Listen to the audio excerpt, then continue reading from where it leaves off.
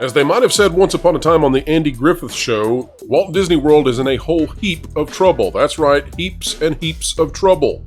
Why is that? Well, the state of Florida now has an inspector general looking into the potential misappropriation of funds, the misuse of millions of dollars when it comes to Disney and government employees. Once the state of Florida started looking at the books of Disney, it turns out that there was some peculiar stuff going on with the Reedy Creek Improvement District. That's the district that once upon a time controlled Disney World, and Disney controlled it. Now there's an independent government watching over all of this, and they found some things that are a little startling, and it even has smoking gun evidence with Mickey Mouse in letterhead on the paperwork.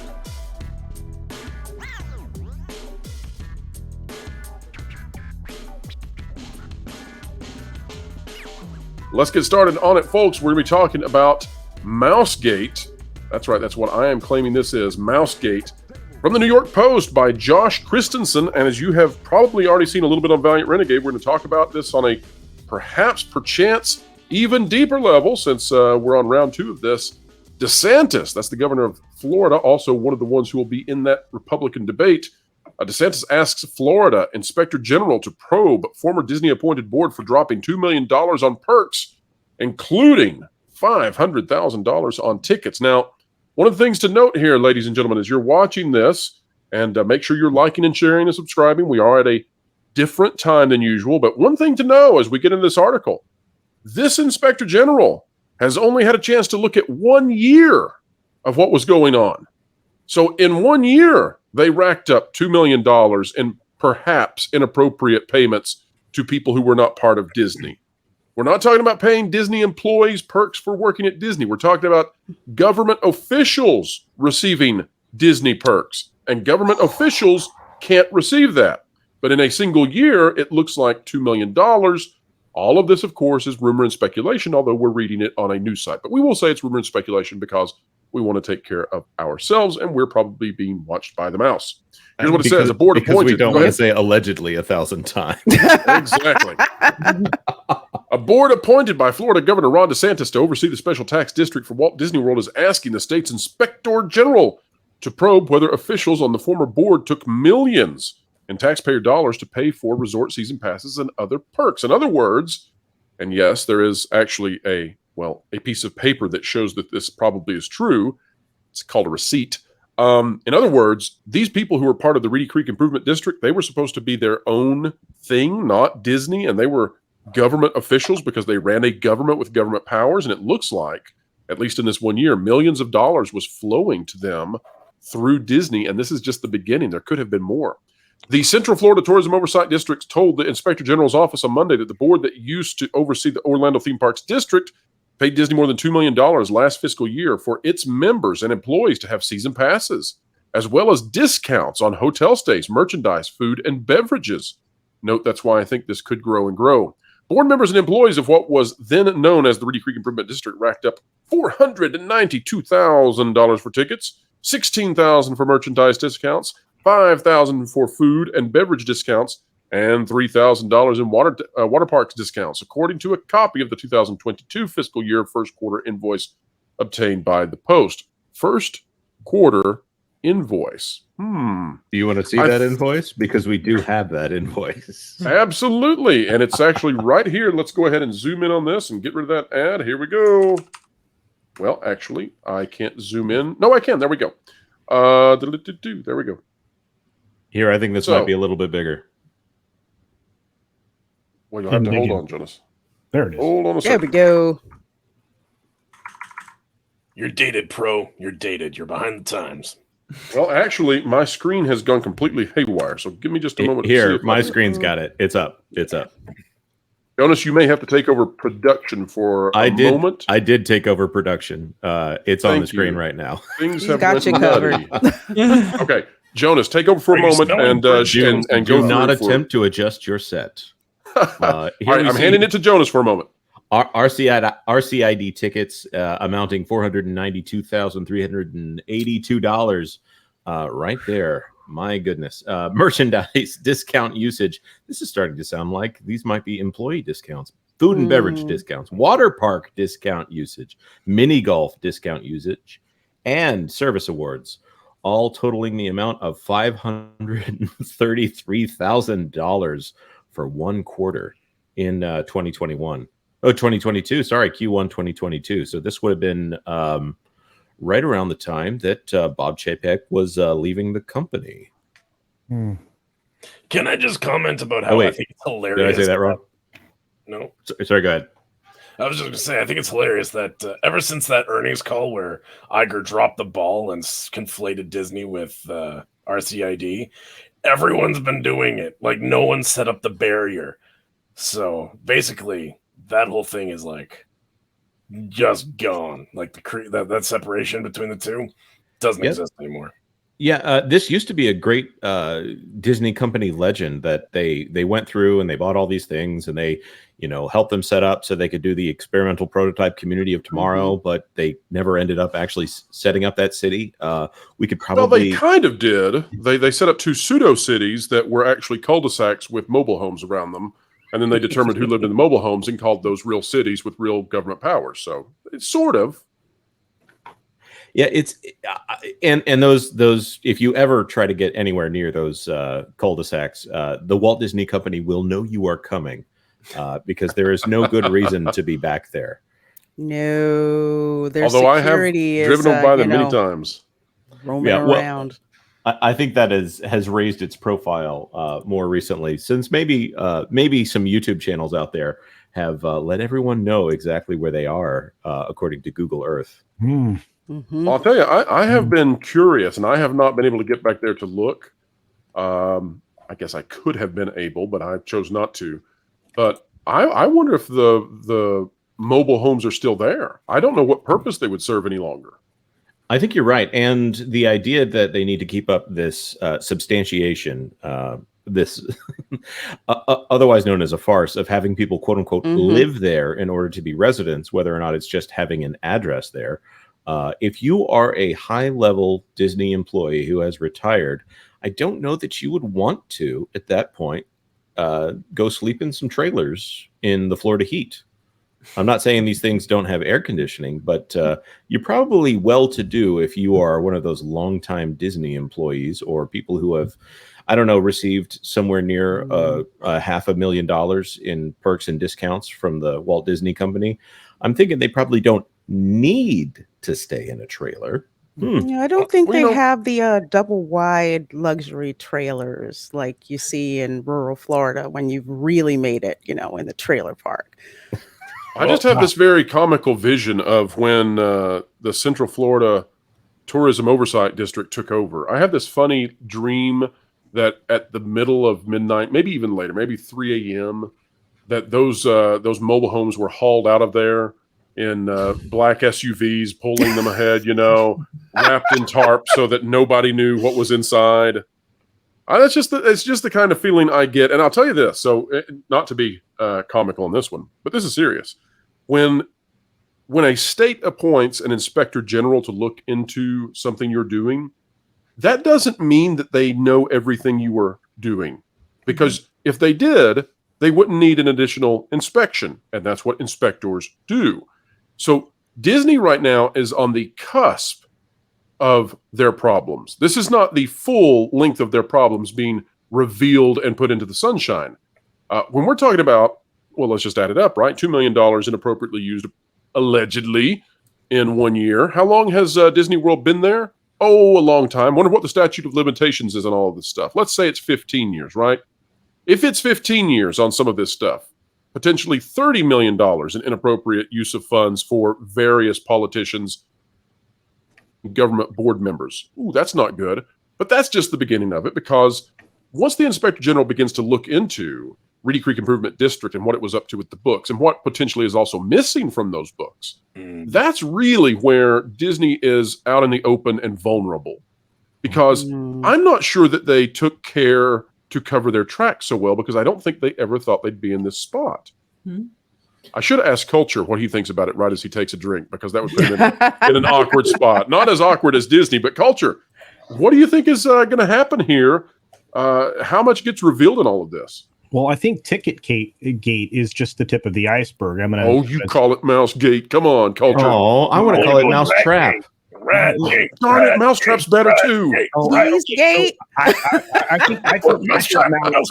I like Mousetrap. Okay, so I think Mousetrap is just the tip of the iceberg. I think Valiant Renegade was onto something in his video today, and it's funny. Pro and I visited on this briefly this morning when we were putting our that video together here on the channel. But I think this is just the beginning, and I think there's an awful lot of things that they're going to have to try to sweep under the rug. The problem is that the rug's been removed at this point, so hiding things is going to be a lot harder, and they will have to do it out in the open. And if you have somebody like that that's empowered to go in and kind of tear you apart, that's never a good sign. So what you're saying is the impairment charges might be for $1.9 billion worth of content, the Galactic Star Cruiser Hotel, and maybe 24 double wides spread out between Buena Vista and Bay Lake.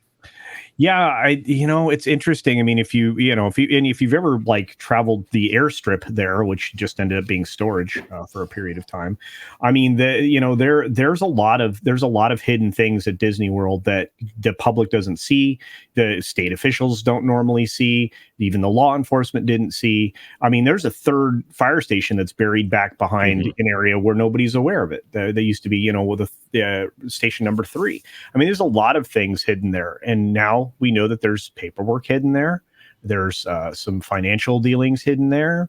There's a lot of things hidden there. So I fully suspect that the farce, I think it was aptly referred to as, I think that has now been exposed, and I think that's going to come back to haunt them for a long time. Oh, it looks like we lost Lorena. Hopefully we can find her somewhere behind all the Spanish moss. Yeah. Maybe she's jumping a couple fences to check on the double wides. I don't know. Wouldn't surprise me though. She's very athletic. So, Michelle, we haven't heard from you on this. What are your thoughts on Disney and the corruption that may exist at Disney World now being brought forth into the sunshine of the Sunshine State? Yeah, well, I actually got to talk to Legal Mindsets last night on Toxic Film, and he was just saying that basically Disney's going to have to begin immediately to start cutting checks to people to try to pay back, basically, because, I mean, he thought it was pretty cut and dry, that there's, I don't want to put words in his mouth. I'm not the legal expert. That's him. But as far as Disney, I'll leave the legal stuff to culture and Legal Mindset.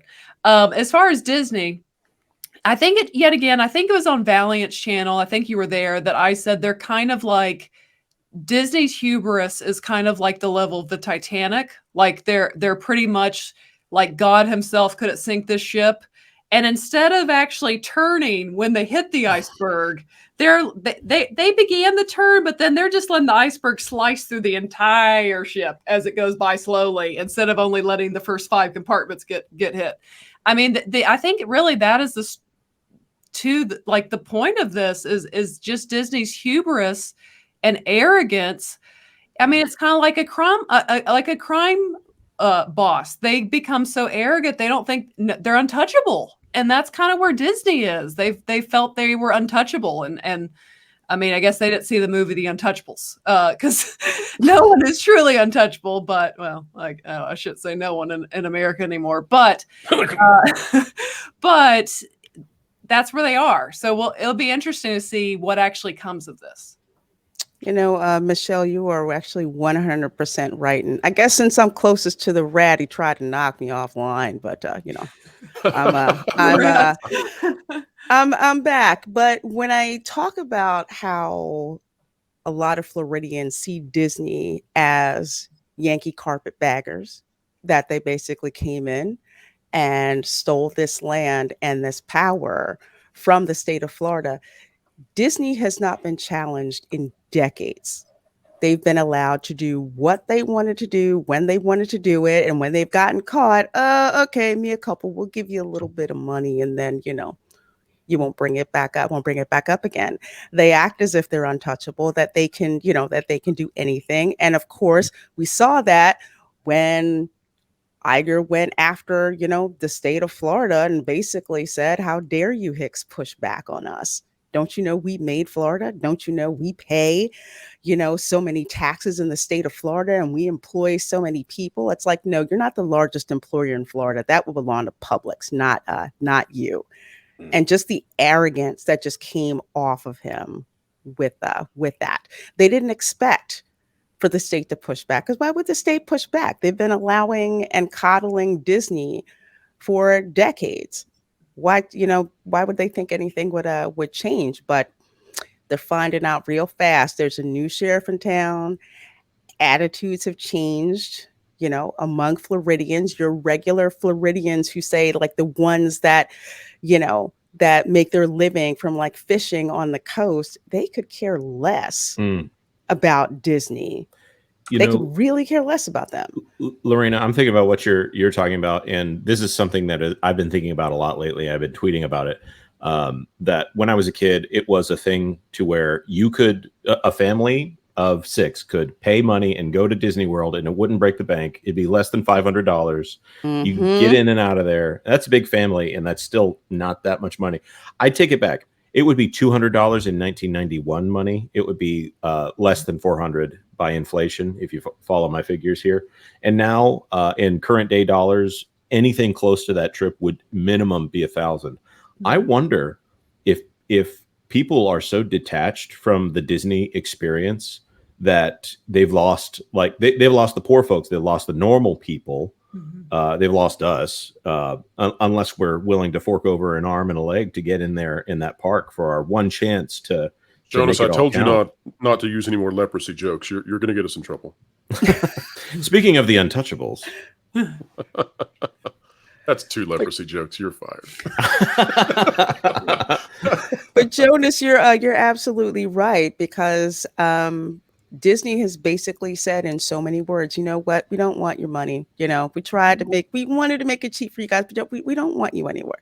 We want the ones who are going to drop thousands to $10,000s of dollars, to come here. And even for people who could afford that premium, like yours truly, if we do go, you see us all parked at the value resorts. I've never seen so many luxury vehicles parked at like Pop Century and Art of Animation, because it's just like we can pay it, but we're not going to pay it because we do not see it as a value. And it's very obvious that you do not want the traditional, middle class family, or even if they're not middle class, the ones that if they save for a little bit, they could actually make a good trip of it and get their money's worth. Well, the last time I went down there was 2021, October of 2021. And I mean, you guys can correct me if I'm wrong. I'd have to go back and look at the bill, but I believe it was 3 of us, and we only went 2 days to 2 different parks. So 2 parks, in 2 days, 3 people, and I want to say it was around $700 with taxes. That's about right. Just getting into the parks, and I mean that's pretty outrageous. I mean, there's very few families that are even just 3. And so if you add another kid there, I mean, yeah, you're right at $1,000 for 2 days to get into a theme park where you're gonna have to wait and be in the heat, and it's just. I don't, there's a lot of better ways to spend one's money. and I'll say this too. I think you bring up a great point about this increase in the cost to going to Disney parks. You've got, of course, the cost of the ticket. You've got the cost of parking. You've got the cost of skipping the lines, which is now mandatory because everybody else is skipping. So that just means it's a built-in part of the system. You've got the price of skipping the premium lines, which are different than the regular lines. You start adding all this up, it's significant, but also, I'm just starting to think about some of this stuff they're uncovering, and I'm willing to bet that the individuals who served on the boards of these pseudo cities, these fake cities, right? Lake Buena Vista and Bay Lake, and then also on the Reedy Creek Improvement District. I just have this feeling, now I can't prove this is speculation on my part, but I just have this feeling that when they went to the parks, I bet they were treated well. Can we just say well in quotation marks? Well, that money went somewhere. I don't know where the monetary value is on that, but I would love for the state of Florida to investigate that. Now, one thing that we are investigating right now is we have put out a poll for all of you out there to participate in. We've got 153 votes so far, which means there's a lot more of you who could be voting on this and let us know what you think. But we're trying to get a name for what should we call this this thing that we are witnessing. Disney World itself now under investigation for. Would you call it money laundering? Would you call it malfeasance of use of funds? Would you call it bribing government officials? I don't know what you call it, but whatever it is, we're calling it either Mousegate, Mousetrap, Ticketgate, or Cheesegate. And right now, Mousegate and Mousetrap are far in the lead, and they have 45% for Mousetrap, 41% for Mousegate. Because Mousetrap needs to win, because that was my idea. And I'll say this, folks, whichever one wins, we will definitely make an emoji for it so that we can have fun with that. Now, as we continue forward on this conversation, though, let me say that, Floral, you did a very kind thing for us, for all of the channels that are participating in That Park Place. And, Floral, is it okay if we show your brief commercial that you did to celebrate the start of That Park Place on YouTube? Floral did a commercial for briefs for people to see. You okay? So we can show you the content. Yeah. The reason I ask, Floral, is you're monetized now, so I really don't want to have to cut you a check for this. Is that okay? No one ever cuts my checks. Rethinking this. All right. Clickbait. They don't even spell them right in Canada. Fraud. Drama queen. Ugh. I wish there was a channel that was 5 to 6 minute news reads without the drama, frauds, and clickbait that could accurately let me know the current news, providing my crucial context utilizing all the different That Park Place contributors and creators. Well, stupid. There is. It's the That Park Place YouTube channel, which will be going live real soon, so make sure you're subscribed so you can really stick it to the algorithms. You're joking. Nope.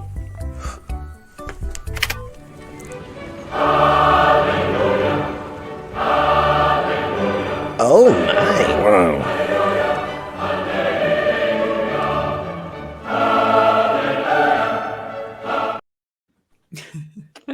Well, that was really nice of you to make for us. That was just really nice that you made it. Yeah, well, now it's super outdated, so there you go.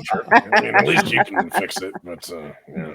Well, now, wait a minute. You just mean because That Park Place, the YouTube channel, looks a little bit Cleaner, different now? better. Yeah? Yeah. Well, But thank you to you, Floral, and thank you also if Steven is out there watching for getting That Park Place ready. And again, folks, our goal with That Park Place as it gets ready to launch the YouTube channel is to integrate it with the website, but also to promote all of our friends who are participating in this network. And well, you're looking at some of our friends right now, right here. They've achieved magnificent milestones, and we hope that you're all out there subscribe to their content because, well, they're doing the kind of stuff we do. And if you enjoy this kind of stuff, why not enjoy way more of it with lots of great personalities and people behind those efforts? Let's get out there and support them. So fantastic. Well, Jonas, are you ready to do some super chats? And then we can talk about the Disney World situation a little bit more once we know whether we're calling it Mousegate or Mousetrap, as well as getting into Marvel news and Star Wars news. I want to say before he gets into that, WDW, did you hear what Natalie said? Or had you already... I didn't. Okay, yeah, you dropped a super chat in, and then Natalie said that when she imagines WDW, because of course she's only really spoke with you the one time you were on our show. Yes. She said when she imagines you, she just imagines an angel, a YouTube angel, and I said yes. I said he's the cherubim of YouTube, and that next time you come on our channel, you're gonna have to add a halo over your I logo. think she just called you chubby. I like to think that my appearance is as a chiseled Mike Rowe with wings. That's what I like to think of it. We did not say a chubby angel. We said cherubim. Yeah, we have enough biblical scholars on this panel that we know that cherubim biblically are not chubby. All right, and that's a wrap for today. We hope you enjoyed it. If you're watching this video at the time of its release, well, it's a Friday, so TGIF, folks, get out there and have a good one. And enjoy your weekend. And folks, if you like content like this, consider clicking the like button, share, subscribe. When you click it, you stick it to the algorithms. It's the notification bell. Drop a comment down below. We cover your comments. We care about what you think. Let us know, do you think that the mouse needs to start maybe drinking? No, maybe he needs to have some of that Limburger cheese, set his mind at ease. Folks, wherever you are, whatever you're doing, keep learning, keep growing, and keep having fun.